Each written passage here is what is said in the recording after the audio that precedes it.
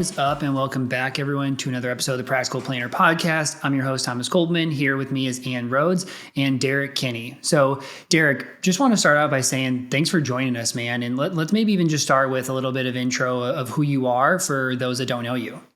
Well, thanks for having me. First of all, I've looked forward to this conversation for a long time. So I was a long-time financial advisor, 25 years, built a top 1% practice here in the country, and sold it about 5 years ago. And I realized I had a different goal path of things I wanted to accomplish, but I began to get asked by other top advisors, hey, Derrick, how can you talk to people so you connect with them more easily? And how can you attract high net worth clients so that they want to work with you and connect with their pain points? And so I developed a framework. And so now a lot of the work I do, which gives me the most meaning, and it gives me some money as well, is teaching people what to say and do so high net worth clients choose you. Okay.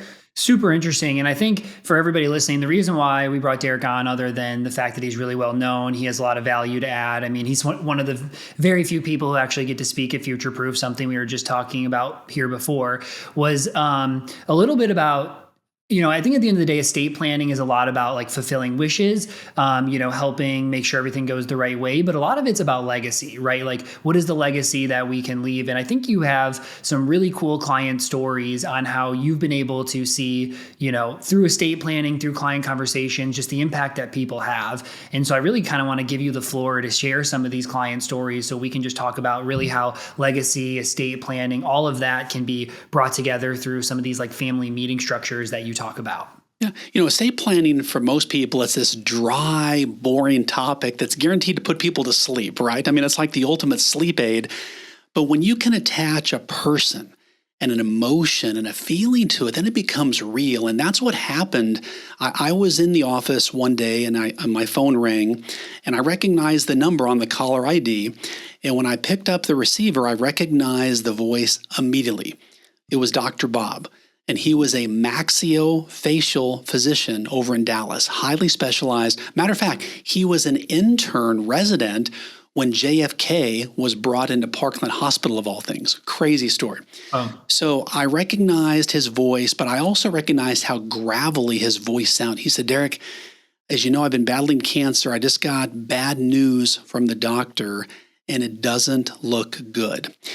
And as an advisor, when you have relationships with your clients, they're not just client advisor, it's family. And I hurt. In that moment, I just felt the weight come down on me hard. And I said, Bob, how can I help you right now? And he said, well, Derrick, this is going to sound crazy, but would you consider coming over to my house and let's do a family meeting? And so I then took the ball and I ran some ideas by him and I said, you know what, Bob, why don't we do this? As crazy as it sounds, let's invite your whole family, anybody who wants to be part of this, over to your house. And I want to give them the opportunity to speak life into you and for them to tell you how meaningful you are to them. But also, if you're comfortable with this, give you the opportunity to say what you want to say while you have your health right now. And literally, he broke down in tears on the phone. And I waited a few seconds. He said, Derrick, that sounds great. Would you lead this? And I said, okay. So we set it up for a Saturday morning. And I told my wife before I drove over there, I said, honey, I have a feeling this is going to be one of the hardest things I ever do. Because I just felt the seriousness and the weight of what was happening. And we set up a camera to video the whole thing because we wanted to have a record of it. And I talked to the room and I said, hey, let me just call out what all of you are thinking, but nobody wants to say. Dr. Bob is going to die. And the reason he wanted all of us to be here today and all of you, the people he cares and loves the most, is that he wanted to take some time to tell you, each of you, how he feels about you and to give him a chance to talk about his values and what's important to him and how he created this wealth and the things that matter. Because the reality is, as hard as this is to hear, when he passes, some of you are going to receive different gifts. And we don't want you to feel guilty to not know, well, what would Dr. Bob have wanted you to do with the money. We don't want that guilt to be on your shoulders. And so this meeting went almost 3 hours. And we started with the family. And again, I teed it up, told Dr. Bob, I think I'm the one non-family member here, but I think of you, like you're like a second dad. He was so valuable to my life and had poured into me. And then we just went around the room, and there were lots of tears shed that day. But afterwards, as hard as it was, and just a few months later at the funeral, family members walked up to me one by one and said, Derrick, thank you. We've never been part of that, but thank you for giving us a chance to tell him what we thought of him and for him to tell us what he thought of us. And now they had this video record, because so many people look back in their family tree and they say, oh, I wonder what Grandpa Smith or Grandma Jones did and what they cared about and what their values were. And nobody can tell them. And I just thought this was a moment to change that for this family tree. And even now, on the date of his death, I still get a phone call or a DM from a family member thanking me. And that's been many, many years ago now. Hey, Derrick, thanks for what you did, because it was so meaningful for our family. Wow. That's really powerful. I think, the hard part about all of this, right, is like, how do you facilitate and coach people on this principle for people that don't have like this known end event, right? Because like, I think this is extremely powerful, right? Most people, you have your funeral, there's all these nice things said about you. And obviously you've heard the stories of people that kind of have like the living funeral type thing when they feel these events. Like, I want people to come kind of share a little bit about how much you mean to them, what you care about them. I love in this side though, too, that it was centered around him actually sharing to everybody else what they mean to him. And like, it wasn't meant for him to be like, I want to be self-centered, and it wouldn't be anyways, but to be like, hey, just tell me what's great about me. I actually want to bring you here to tell you what's great about you. But how do we facilitate this idea as advisors potentially to clients? And how do we facilitate it when people don't kind of have this like idea of, hey, I have something terminal? It's interesting because you're forcing people to deal with their ultimate death and their imminent demise. And most people don't want to talk about that. And what I found is words equal wealth. And if you use the right words at the right time with the right tone, oftentimes you get a better result. And so what I would talk with our clients about, and even I coach advisors now on, as part of the planning process, we've created a plan custom tailored while you're living, but also that is equally as effective if and when you were to die. And so we begin to get their buy-in on the fact that, okay, so dying is part of the process. As crazy as that is, yeah, part of the planning process includes at some point you dying. Now, the question though is, it's not just your death, but what legacy do you want to leave? In other words, let's just get vain and non-humble about it. What do you want people to say about you when you die? And they get to thinking about, well, I want to be remembered as a loving father and a caring son and a devoted business person. And what happens was something I did not see coming, and that was they verbalized what they wanted. But then, Thomas, the shocking part was they began to work on living out a better version of what they wanted to be remembered as. It was like this living eulogy that they wanted to practice every day. And so we began to have families that would bring in even some of their children to these visits in our office now to talk about that. And also, one of the things that was an extension was so much money is transferred at a death. But oftentimes financially, and this is borne out in many, many surveys, the kids really don't need it. Let's say now they're in their 60s or 70s, and now I get this inheritance. Well, what am I going to do with that? But instead, a strategic part of kicking the tires from an estate planning standpoint is this gifting strategy where the parents can actually watch in real time. I've given money to my kids or my grandkids. I get to watch them while the stakes are low to see what they do with the money, which then gives them confidence to give them even more to reduce their estate. And then it becomes more strategy. But part of that living legacy is they get to watch the impact all of the fruits of their labor had, so they actually can see those kids use it.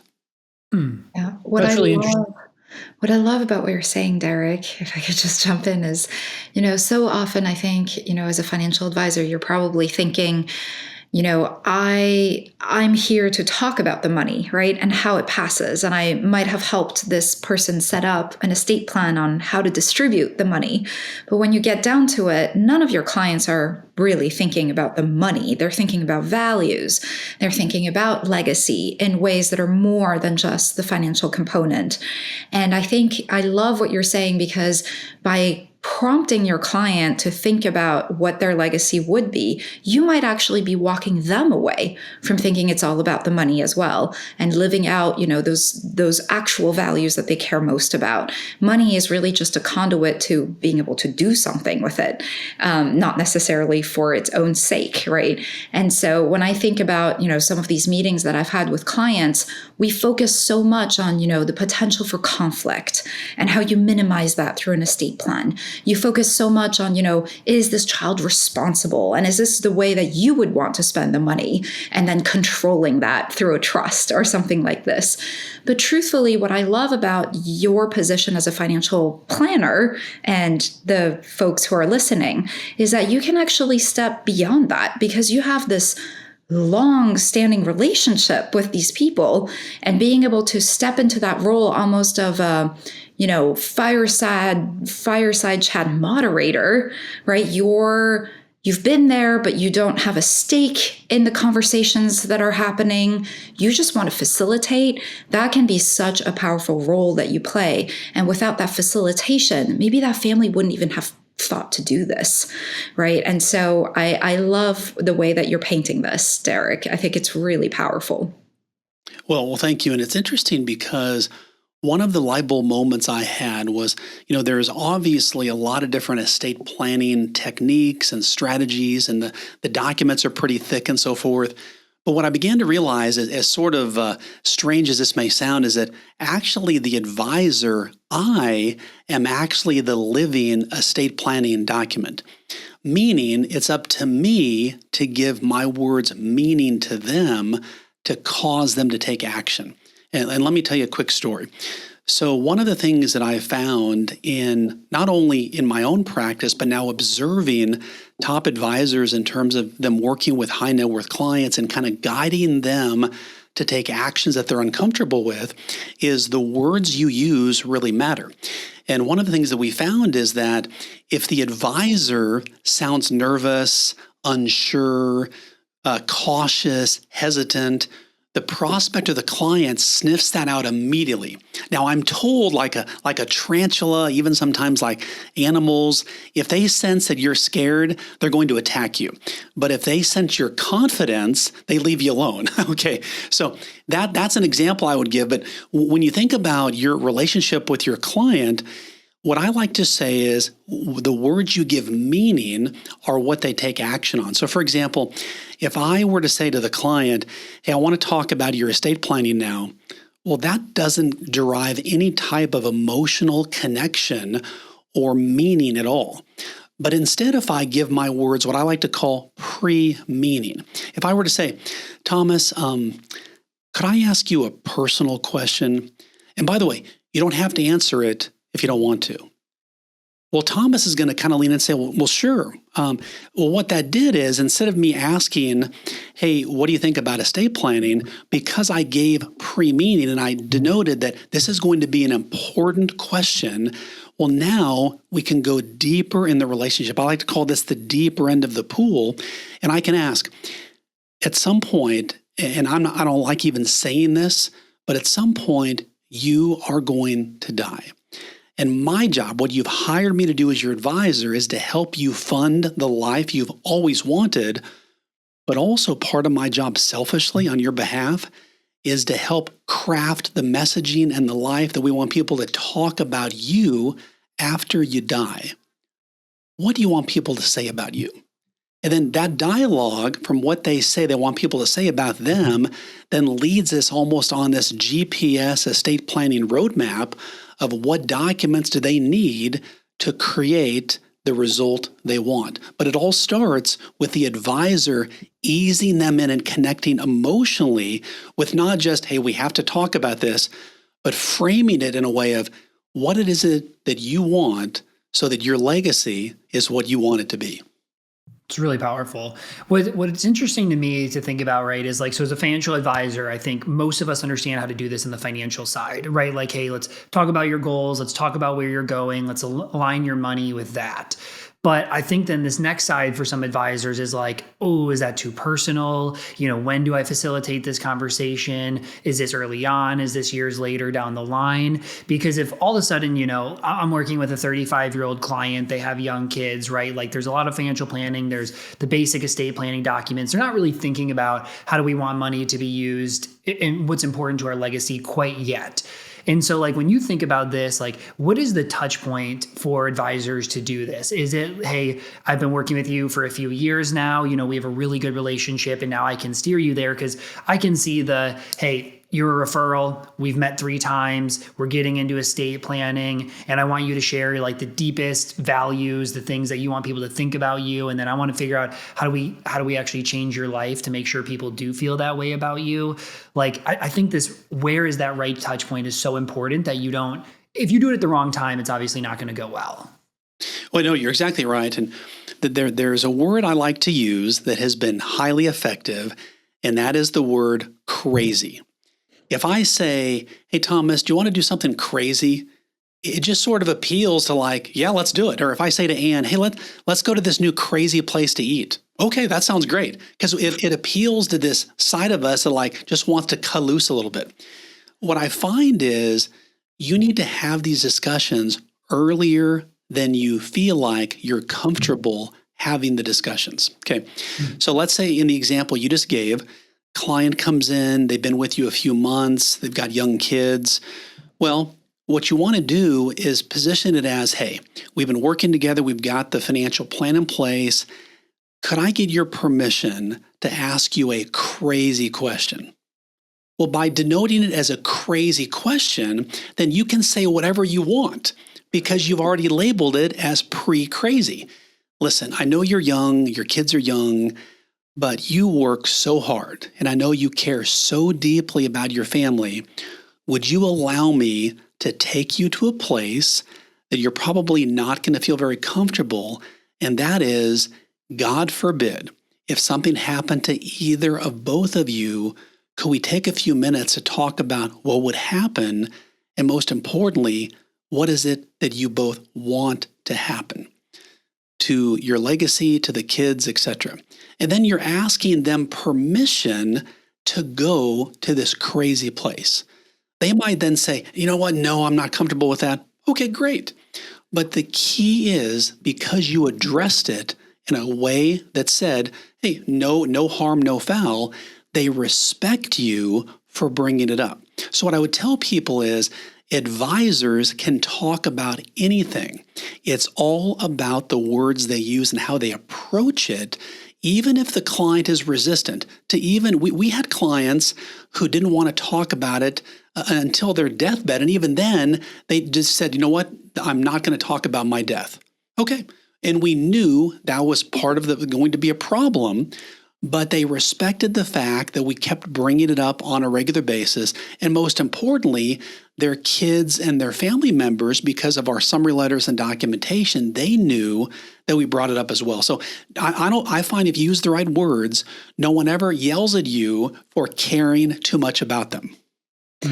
I have also perhaps a more simplistic question, but how do you set up the meeting? Like, the physical space. Do you think about, what kind of surrounding environment you're in when you bring up this question? Do you time it so that, within a half hour or an hour long meeting, where do you bring up that question? So you leave enough time so that you're not running to your next meeting and all of a sudden interrupting something that is a very important, communication from your client about, this very sensitive topic. And I've set up the stage for us as well.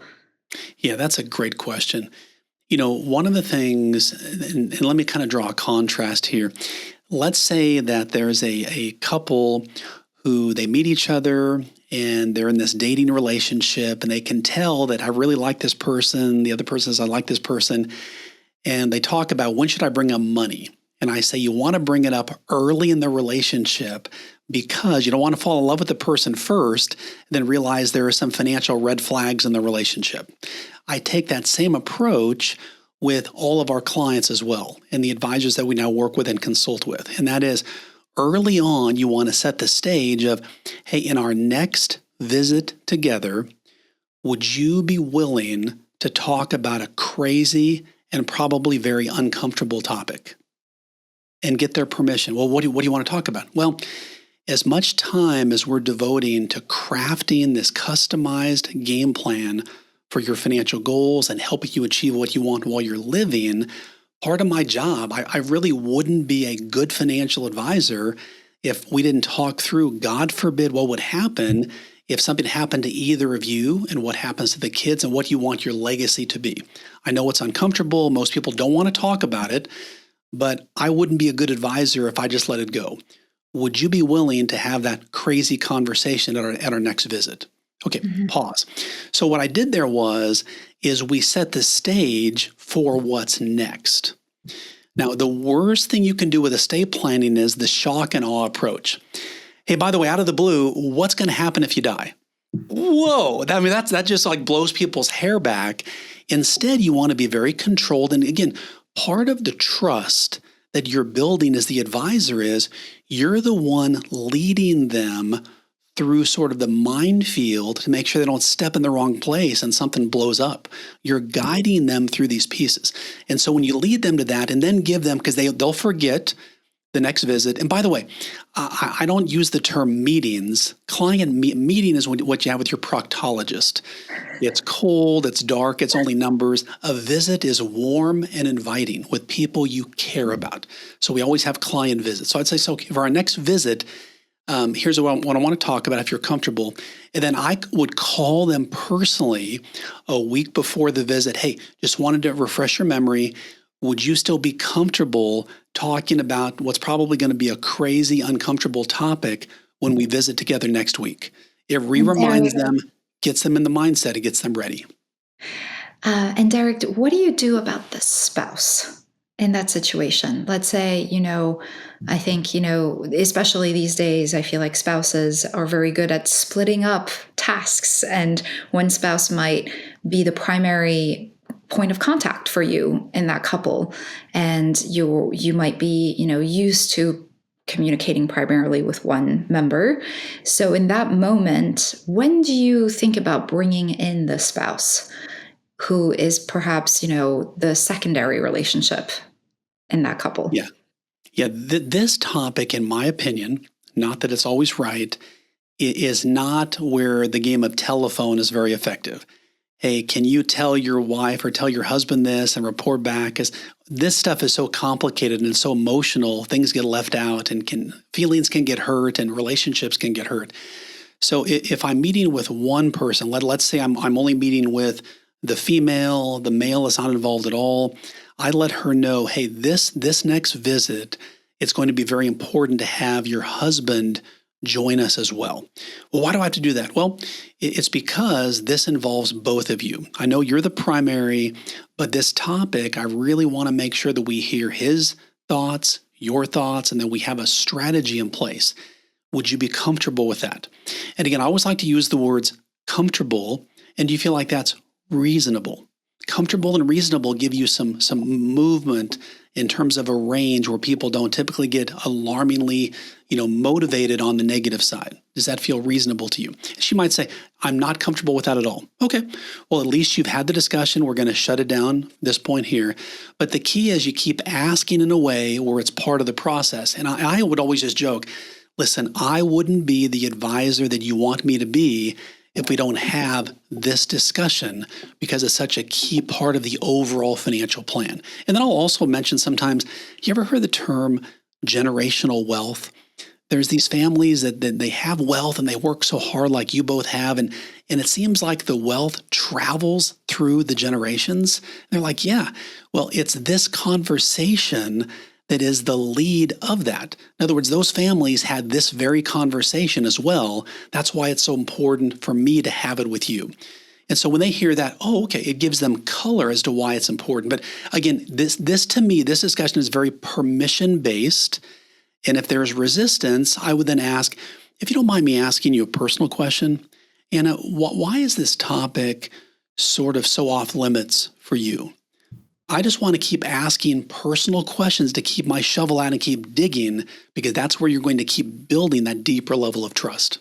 Yeah, I love that. I think a lot of this just shows how powerful asking the right questions are, but also like reading the room, deciding like how much further do you go? Like potentially you've asked a few good questions, you realize like, okay, that's probably enough for today. Like you don't want to make anybody feel uncomfortable, but you're still kind of like, putting those seeds in there to eventually get there. So I think that's really great. I think the other thing too that's good about this is it actually does create some good planning opportunities and decisions, right? Like, what do you want if something did happen to you, can bring in like the life insurance conversation, what's needed there, right? Like you find a lot of spouses don't have that conversation, and one spouse is like, oh, my other spouse could go back and work if I passed away. And the other spouse is like, wait, what? Like you passed away, I want to make sure I could be with our kids. And then there's childcare costs. It can also help determine like, I'm really scared of like, hey, we pass away young and my kids get money really young. And what if they go waste that money away? So it can lead into different trust and distribution rules.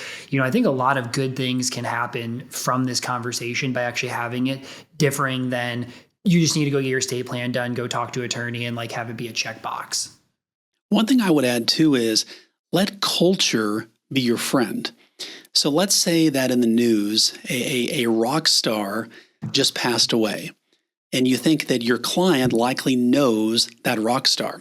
You could say, hey, just so you know, I saw in the news that so-and-so just passed away, and it reminded me again how important it is to have this estate planning conversation. And I say this to the client. I mean, you read the stories of these famous people, wealthy people, and then what messes up the whole family, they didn't have some estate planning documents in place that really screwed things up.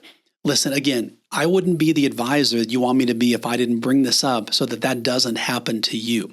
Yep. So sometimes when we make it less about this estate planning 10-pound book that we're dropping on the desk and they've got to do all this stuff, if we just talk about, hey, this is real life and real people struggle with it, and it's only because of my unending level of care for you is why I keep bringing this up. That's why it's important. And when people sense how much you care about them, they may not want to talk about it, but again, it keeps building up the level of respect and trust they have in you as the trusted advisor. Yeah. I recently had a buddy pass away at 29 years old. And, that was, I didn't really want to use it as a lesson, but I felt like I had to use it as a lesson because, nobody thinks that's going to happen to them. And as I think about this conversation, right, like, the example I use is a 35-year-old, right? My friend passed away at 29. He left an amazing legacy, like, going to the funeral, seeing all the people, all the friends, like all the, conversations we all had. It was a pretty incredible legacy that he had, but I can only imagine the power if he actually got to have that while being here. And I think that's one of the coolest things about these conversations. And so even when you're young, like, how do we have these conversations? Like that family boardroom type idea that you have, like, I mean, you could maybe even take this further and like, this could be, hey, you have a big 30th birthday or you have a big 40th birthday, you have friends there, like, hey, is there any cool ways to kind of intertwine this? And then you can actually see like if the legacy idea that you have in your mind is translating, because a lot of people, maybe they're not good at reading the room. Maybe they're not good at understanding how people see them. And so, I think part of this is like, hey, here's the legacy that you want, but also like, are you doing the things to match that legacy? And if people aren't viewing you in that way, then, who's somebody in your life you view in that way? What are the things that they do to make that stand out and make people feel that way? And I think sometimes people hear that and think then you're like kind of faking your way to something. And I don't think you are, right? Like it's just trying to be, what are the attributes and the qualities and the things that you need to do and emulate to be that type of person, right? That's just called self-work and improving. That isn't called like faking it. Yeah, I think that's a great point. And, one story that pops into my mind is there was a client that we had worked with for many, many years, and she had been very, very resistant to using life insurance as an estate planning vehicle. She'd read different things and heard different things. And what I realized was that an advisor, you can't be afraid of what a client might say to you. You can't advise out of fear. then you're doing the client a disservice. Yeah. So I kept after her and I said, well, let me approach this idea a different way.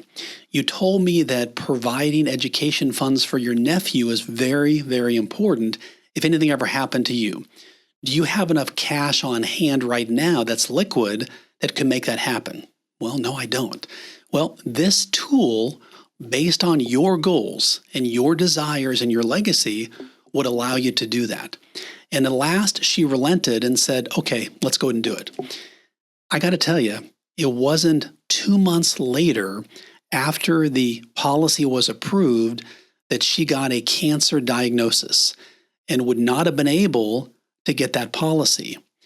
And even months after the funeral, when her nephew came up and said, hey, I didn't know much about the details, but I heard that you guided her, my aunt, to buy this policy. Thank you for doing that. And even another advisor that she worked with on the side thanked me for having the discussion that she kept rebuffing him on as well. But somehow the words I had used connected with her. And ultimately, as advisors, we have to be willing to risk some blowback from the client when we know we're clearly doing what's in their best interest. If we don't bring the idea and push it a bit and they don't take advantage of it, that's really on us. And that's the burden as an advisor that I would carry. So it's up to them to say no, but it's up to us to make sure that they know what options are best for them.